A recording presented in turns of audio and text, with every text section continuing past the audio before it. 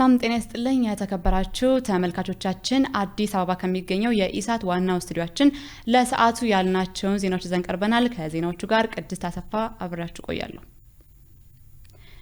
የኢትዮጵያ መንግስትና የዓለም ምግብ ድርጅት ትግራይ ውስጥ በተደረገው ጦርነት ለተጎዳው ህዝብ ተጨማሪ እርዳታ ለመስጠት መስማማታቸው ተገለጸ። የዓለም ምግብ ድርጅት የበላይ ዴቪድ ቤስሌ ትላንት የትግራይ ርዕሰ ከተማ መቀሌን ከጎበኙ በኋላ እንዳሉት ድርጅታቸው ሰብአዊ እርዳታ ለማድረስ ከኢትዮጵያ መንግስት ጋር በተጨባጭ እርምጃዎች ላይ ተስማምቷል። አጃንስ ፍራንስ ፕሬስ የፔስሌይን መግለጫ ጠቅሶ እንደዘገበው ዓለም አቀፉ ድርጅት የትራንስፖርት አገልግሎት የሌለባቸው አካባቢዎችን ጨምሮ ለችግር ለተጋለጠው 1 ሚሊዮን ህዝብ እርዳታ እንዲያደርስ የኢትዮጵያ መንግስት ያቀረበውን ጥያቄ ለማሟላት ተስማምቷል። ቤስሌይ ትላንት በትዊተር ባሰራጩት መግለጫ ትግራይ ውስጥ 3 ሚሊዮን ያህል ህዝብ የእኛን እርዳታ እየጠበቀ ነው ብለዋል። የምናጠፋው ጊዜ የለም ሲሉም አክለዋል።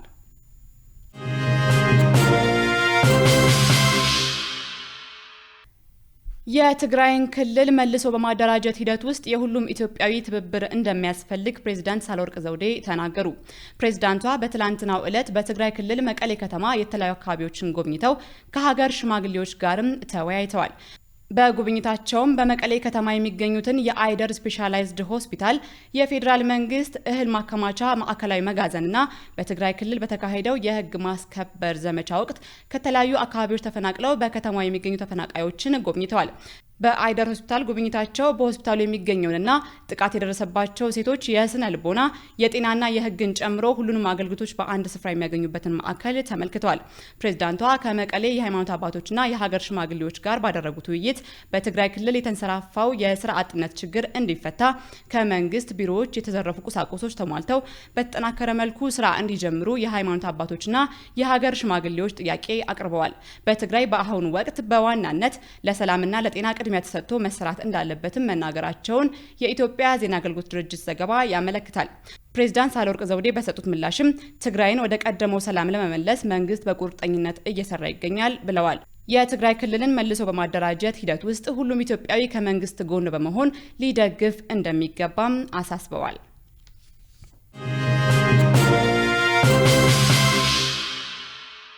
በውጪ የሚኖሩ የጽንፈኛው የህወሓት ቡድን ደጋፊዎች በማህበራዊና በመደበኛ ሚዲያ ዓለም አቀፉን ማህበረሰብ የውጭ መንግስታትንና የዓለም አቀፍ ተቋማትን ለማሳሳት በትግራይ ህዝብ ስም የሚያካሂዱትን የሐሰት ፕሮፓጋንዳ እንደሚያወግዙ በአሜሪካ የሚገኙ ኢትዮጵያውያን ተናገሩ።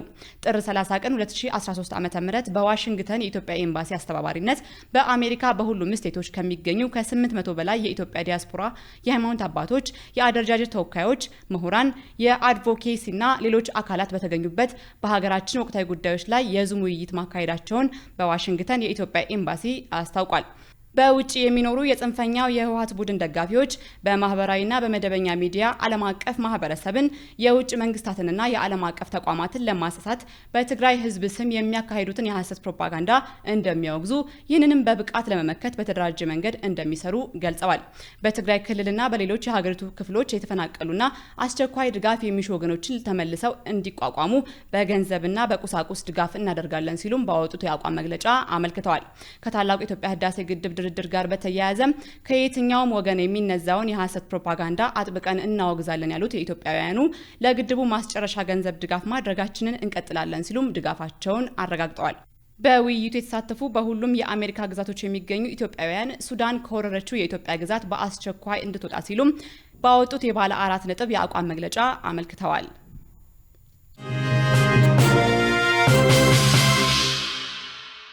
ለታዋቂው የኦሮምኛ ሙዚቃ አቀንቃኝ ክቡር ዶክተር አርቲስት አሊ ቢራ ልዩ የኒሻን ሽልማት ተበረከተለት። ለታዋቂው የኦሮምኛ ሙዚቃ አቀንቃኝ ክቡር ዶክተር አርቲስት አሊ ቢራ ልዩ የኒሻን ሽልማት የተበረከተው ላለፉት 60 ዓመታት በኪነ ጥበብ ዘርፍ ላበረከተው አስተዋጽኦ ነው ተብሏል።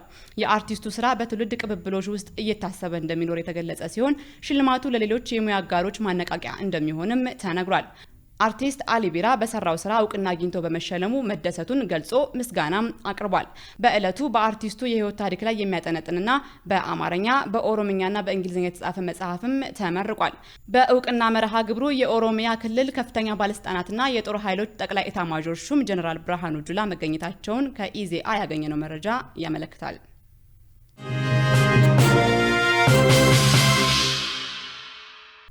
የአፍሪካ ህብረት ኮሚሽነር የነበሩት ሙሳ ፋኪ መሐመድ በድጋሚ ለኮሚሽነርነት መሾማቸው ተሰማ። ምክትል ጠቅላይ ሚኒስትርና የውጭ ጉዳይ ሚኒስትር አቶ ደመቀ መኮንን ለኮሚሽነር ሙሳ ፋኪ መሐመድ በፌስቡክ ገጻቸው የእንኳን ደስ ያለህ መልእክት አስተላልፈዋል።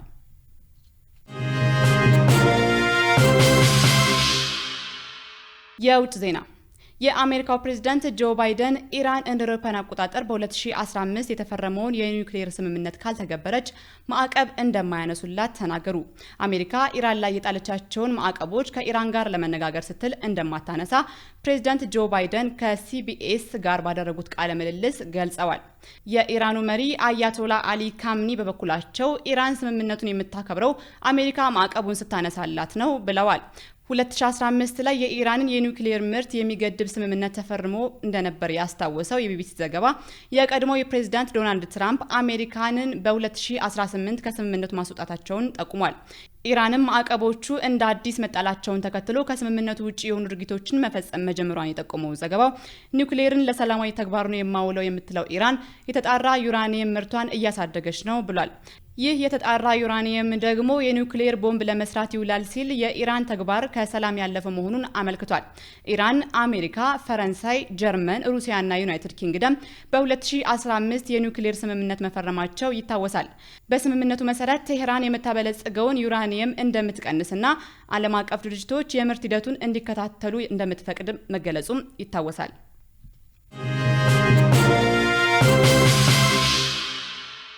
ተመልካቾቻችን ከኢሳት አዲስ አበባ ከሚገኘው ዋናው ስቱዲዮ ለሰዓቱ የያዝናቸው ዜናዎች እነዚህ ነበሩ። ከዜናዎቹ ጋር ቅድስት አሰፋ አብሬያችሁ ቆየሁ። ሌሎች የኢሳት መሰናዶች ደግሞ ይቀጥላሉ። ከነሱ ጋር መልካም ቆይታ።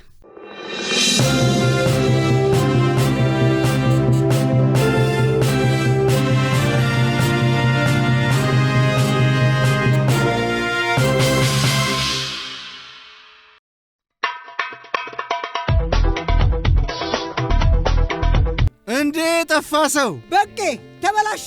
ምን አጠፋው ጋሼ? ጠብቅ ርቀትክን፣ ስበር አንገትክን። ይኸው የኔ ጌታ እሱ ነው ሰላምታ። መተቃቀፉሳ ለጊዜው እንርሳ እንዲህ ያለውን ቀን። ምን ነው ቅርበት በርቀት ነው። ክፉ ቀንና ቅዝምዝምን ማሳለፍ ጎንበስ እያሉ ነው። ይኸው እኔም ጎንበስ እንደምን ዋሉ ወገን? ቸር አምላክ ይመስገን። ምን ሆናለሁ በቄ ርቀቴን ጠብቄ። ርቀቶን በመጠበቅ ቅርበቶን ያሳዩ። የዛሬ ጥንቃቄያችን ነገን ብሩህ ያደርገዋል። አብረን ተጉዘናል፣ ሁሉም ጥሩ ይሆናል።